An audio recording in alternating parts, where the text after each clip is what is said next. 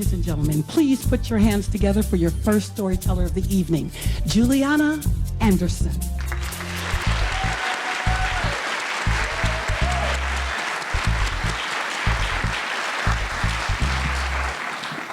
Hello.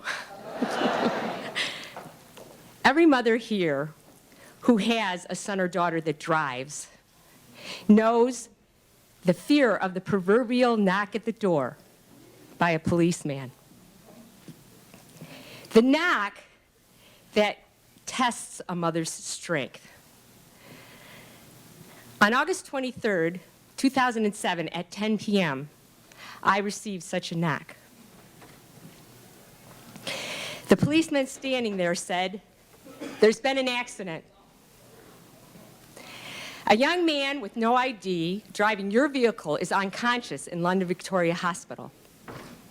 "That's my son," I cry. "Is he dying?" "I'm sorry, ma'am. All I know is a young man that was in your vehicle is unconscious." My husband and I and my 9-year-old jump in the car without even thinking, and we head for the Canadian border. I fumble with my flip phone and try to call my 2 older daughters. I can't remember their numbers. I can't even think straight. We get through Sarnia, and there's an accident on the 402. We are in the same spot for an hour and a half. It's driving me crazy. All I can think of is, will my son still be alive when we get there? At 2 a.m. in the morning, we walk in the ICU. There are no words to describe seeing your son with tubes in his mouth hooked up to all kinds of monitors. An emergency doctor comes in and says, "Your son's brain is swelling. He's dying. Can't you do one of those surgeries to relieve the pressure on his brain?" "No," he says. "His brain would explode. There's nothing we can do." Nothing. Oh, God, please don't let him die. Help me to be strong. 24 hours later, without us knowing, doctors we knew in the U.S. convinced doctors in Canada to do a surgery to reduce the swelling. Grant's brain did not explode. We brought him back to Michigan.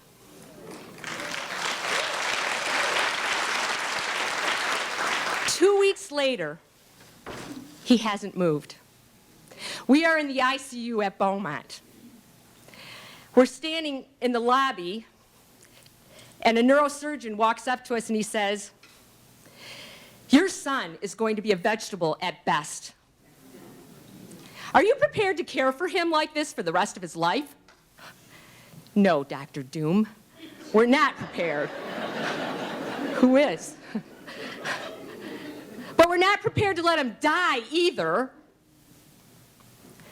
4 hours later, Grant moves his thumb for the first time. I see it.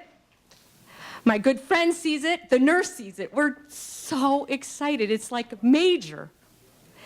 Dr. Doom comes in and says, "Okay, Grant, move your thumb."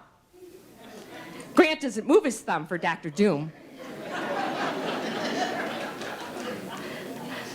He writes in his chart that the ICU nurse, who's been a nurse for 15 years in the ICU, is wrong. And then he walks out.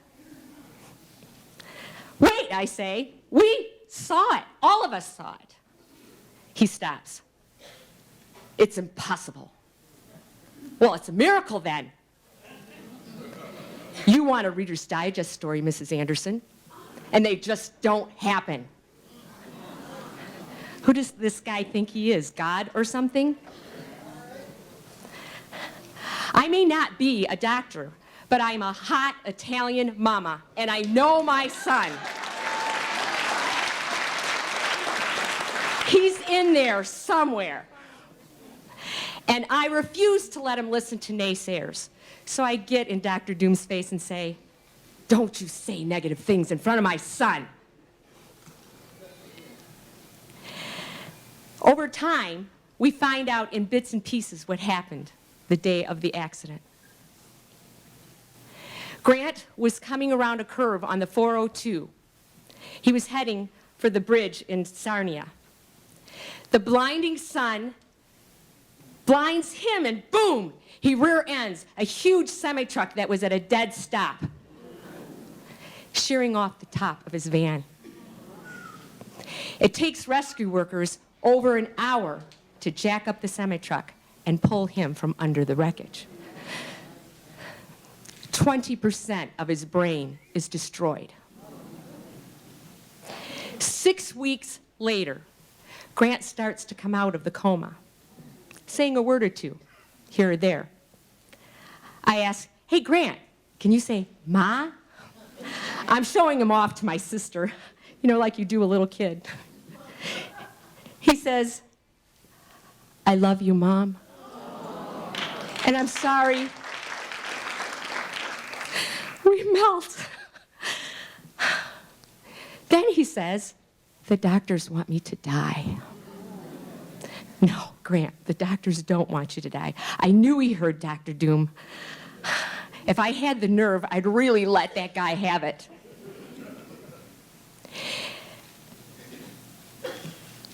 Five long months after Grant's accident, the doctors are ready to release him. Truth is, they said there was nothing more they could do. Here come the naysayers. Put him in a facility. No, I say, we want him home. Our active, independent son is gone.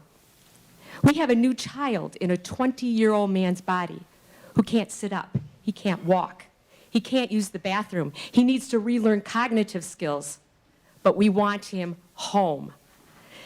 This mama raised him the first time. This mama can raise him again.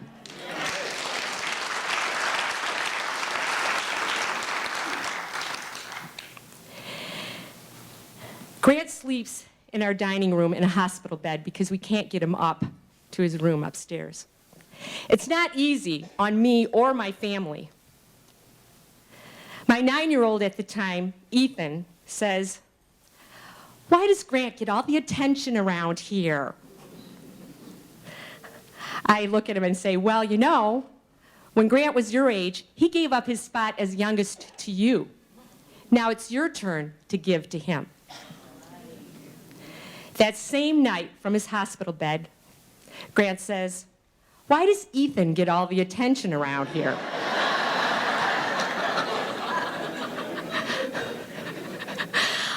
I say, well, I told him what I told his brother. He says, he'll be the stronger for it, Ma. Yeah? And what about you, I ask. I know. I'll be the stronger for it, too. And doctors said he would be a vegetable. 1 year after Grant's accident, he's strong enough to travel. We take him on a trip to a Bible school in Ohio, where he is to perform for the first time since his injury.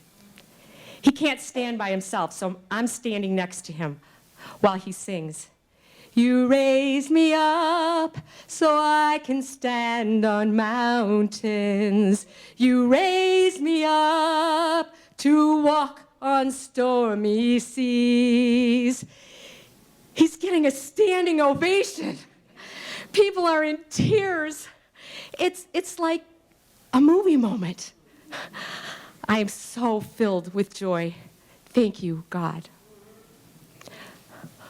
1 month after Grant performs, he wants to go back to school, to Wayne State, where he was attending before the accident. At first, he audits a choir class. Then, he takes 1 or 2 credits a time, 1 or 2 classes at a time for credit. I attend some of the classes with him and learn the material so I can teach it to him. Most of the professors are really supportive and encouraging. A few are not. Like the one we gave a form to that said that Grant could be late without penalty. He looks at this paper and says, why would your son be late? Why would he be late? I don't know. Because life is hard in a wheelchair and with a brain injury? 1 week after this conversation, Grant and I enter State Hall. We find the elevators are not working. I press the emergency button and hightail my body up 50. No, I don't hightail up 59 stairs. I hightail my 59-year-old body up 3 flights of stairs.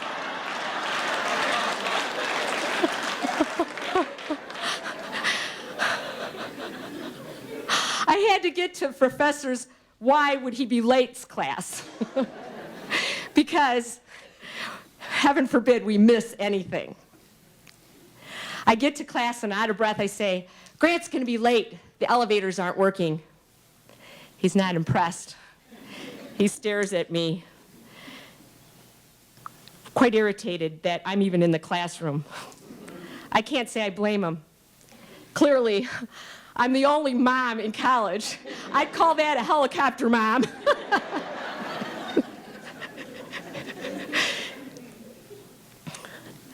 Well, after 15 minutes pass, I'm wondering, where's Grant? So I run back down the 3 flights of stairs and I say, what's going on? He says, well, a lady with a utility cart got the elevator going, but she used it herself and left me here. Why would he be late? It's people like her that don't recognize people with disabilities. That's why he's late. Well, class was over, and we were waiting for an elevator. We waited for the door to slowly open and get on, and then we wait and wait some more. This is an ancient elevator. After a while, the door opens, and we get out, and we look for an exit. There's no exit. Grant, we got off on the wrong floor. He makes a turn with his power chair, and I turn with him, and oh snap, there's Professor "Why Would You Be Late?" Darn.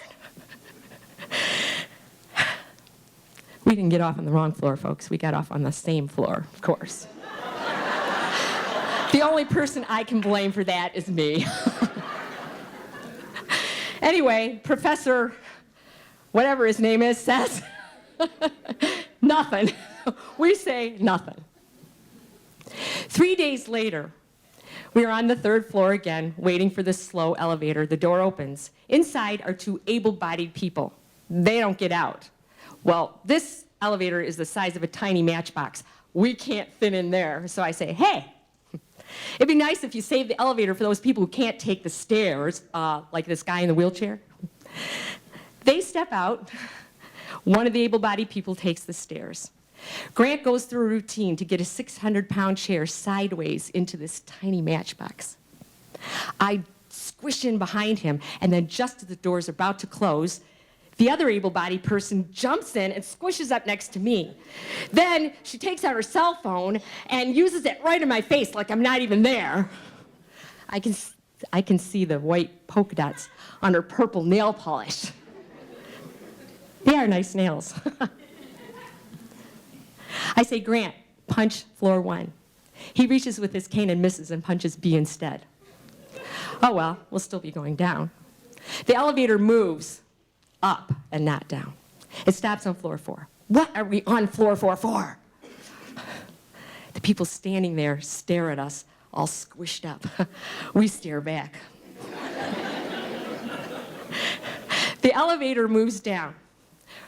We are on floor 3. It's 12:10 p.m., back where we started. Able-bodied next to me says, it would have been faster if I took the stairs. Then she gets off on floor 2. 1 floor down from where she started. Really? We get on floor 1. The elevator door opens and we see a line of people holding umbrellas. We forgot our umbrella. Oh, man, I gotta pee really bad. Now we gotta go back upstairs and get it. I don't know what to say, so I just say to the umbrella people, sorry, we forgot our umbrella on floor 3. Grant says, if I was able to, I would take the stairs. I know you would, Grant. I wish that you could. He punches 3 with his cane. The elevator moves to the basement. Because remember, he punched B earlier. Grant points with his cane. Hey, Mom, there's the lady with the utility cart, the one that left me in the elevator the other day. You! No way are you fitting in here. The elevator moves back up, and of course, it stops in floor 1 again. The same umbrella people are standing there. Why couldn't they take the stairs? I'm apologizing again. Sorry, we went to the basement by mistake. At 12:20 p.m., we are on the 3rd floor for the 3rd time. And why would he be late? I say, Grant, hold the elevator door open button with your cane and don't let anyone in here. I got this, Ma, he says. I run to the room, grab our umbrella, and cram back into the elevator. We finally get to floor 1 with umbrella in hand. Hooray! The door opens, and the umbrella people are standing there. We're really getting off now, I say. I don't think they believe me. They don't move, so I say, we need room to get the chair out. They part like the Red Sea and watch as Grant goes through his routine to get off the elevator. Then we triumphantly move through the crowd and hit the bathroom. At 12:45 p.m., we exit the building. I open the umbrella and lean in over Grant so we can share it. He says, thank you, Mom, for all your support. As he tries to avoid a puddle with his chair and nearly runs over my toes. Every 13 seconds, someone in the U.S. sustains a traumatic brain injury. 1 out of 60 lives a life with a TBI disability. Without proper medical care or support, many of these people don't recover or recover minimally. My family and I, we stood up to the naysayers. And Grant is still recovering. In May 2014, 7 years after his accident, he received a BA in music.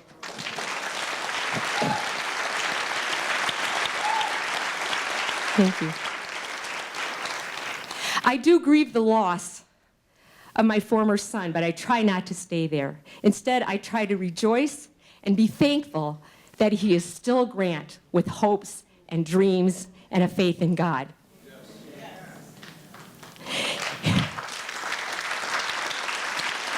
He speaks out now. He speaks out for people with disabilities from TBIs, and as his mom, so do I. We became strong through that proverbial knock at the door. Thank you.